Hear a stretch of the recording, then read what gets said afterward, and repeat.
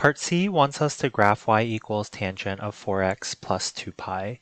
And just to get this in the form that we are so used to, I'm going to rewrite this as tangent of 4 times the quantity x plus pi over 2.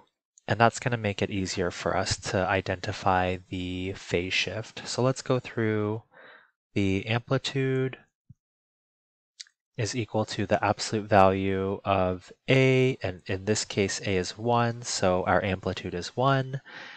We know the period is equal to pi over k, and in this case pi is 4. So our period is going to be pi over 4, and our phase shift is negative pi over 2. Normally, it's in the form y equals a times tangent of k times x minus b.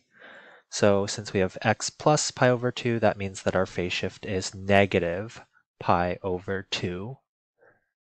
And then our domain and range we can discuss after we graph this. We have y, x, and then I want to figure out where my vertical asymptotes are going to be, so I'm going to take the thing inside the parentheses and set it equal to negative pi over 2 and positive pi over 2. And if I subtract 2 pi from both of these,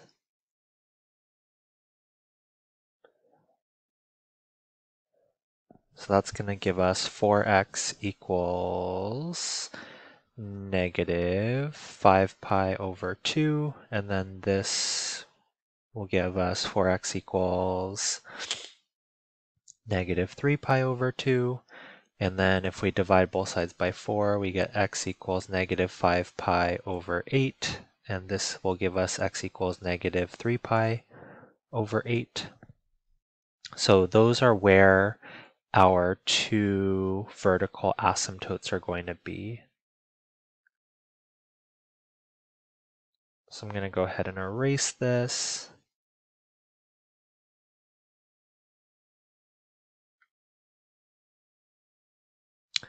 That did not work out how I had planned, but that's okay. That's just life sometimes. So here is negative 3 pi over 8.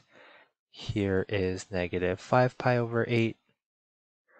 Halfway between those is negative pi over 4.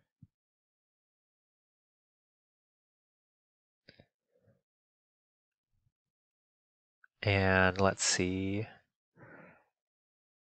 Negative pi over 4 is the same thing as negative 4 pi over 8.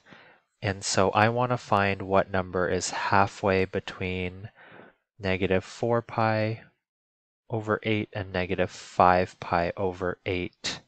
And that is going to be negative 9 pi over 16. And then this is going to be negative 7 pi over 16. Okay, that was a lot of work. So my asymptotes, my vertical asymptotes are going to be here and here. And if I plugged in negative pi over 4, that is going to be 0.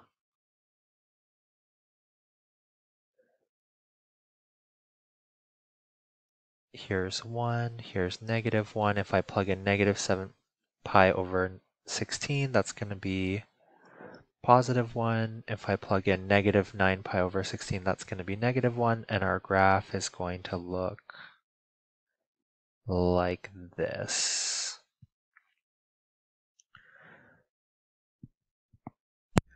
My apologies, I made a mistake here. This should be negative pi over 2, not negative pi over 4.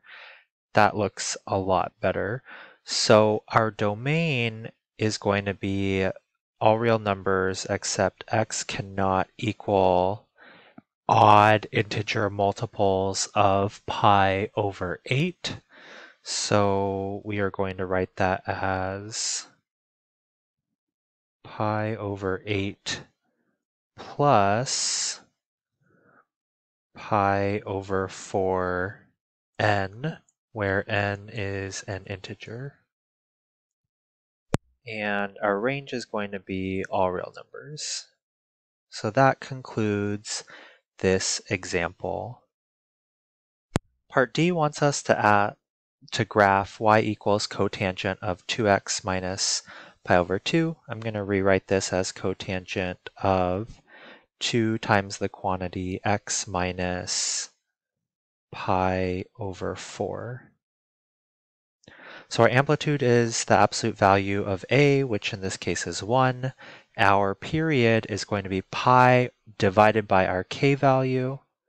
And in this case, our k value is 2, so our period will be pi over 2. Our phase shift will be pi over 4. And we can discuss our domain and range after we've graphed. So here's my y-axis, here is my x-axis. I'm going to take the thing inside the parentheses and set it equal to, because this is cotangent, we want to set it equal to 0 and to pi. And we want to solve for x now. So if I add pi over 2 to both sides, here I get 2x is equal to pi over 2. And then if I divide both sides by 2, I get x equals pi over 4. Here I'm going to add pi over 2 to both sides, and that's going to give me 3 pi over 2, and then dividing both sides by 2, I get 3 pi over 4. So those are going to be the locations of my two vertical intercepts. Excuse me, my two vertical asymptotes. So pi over 4 is right here. 3 pi over 4 is right here. If I take the middle of those two values, that would be 2 pi over 4, which is the same thing as pi over 2. And then if I take the middle value between pi over 4 and pi over 2, that's going to be 3 pi over 8. And halfway between pi over 2 and 3 pi over 4 is 5 pi over 8. So I'll go ahead and draw in my vertical asymptotes, and I know the general shape of cotangent.